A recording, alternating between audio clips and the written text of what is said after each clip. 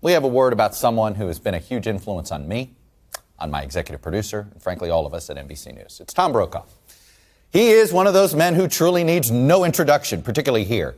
He is retiring after 57 years at this network. We'd need another hour to name everything Tom has done here.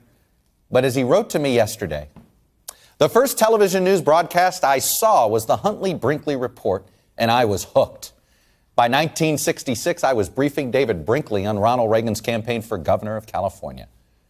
And that was quickly followed by White House correspondent during Nixon and Watergate, host of Today, anchor of Nightly News, and interim anchor of Meet the Press.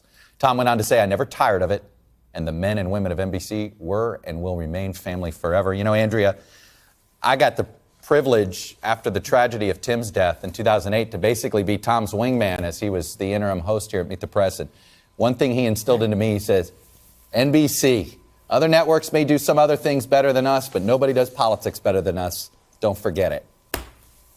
Andrea?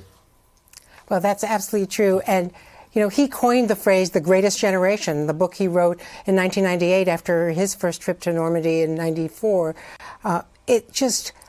Think about it, one day. I think about December 9th, 2015, the day that candidate Trump announced the Muslim ban. Tom was in New York having 3 hours of chemo. He's arm in an IV with one hand. He writes an essay, and flies to D.C.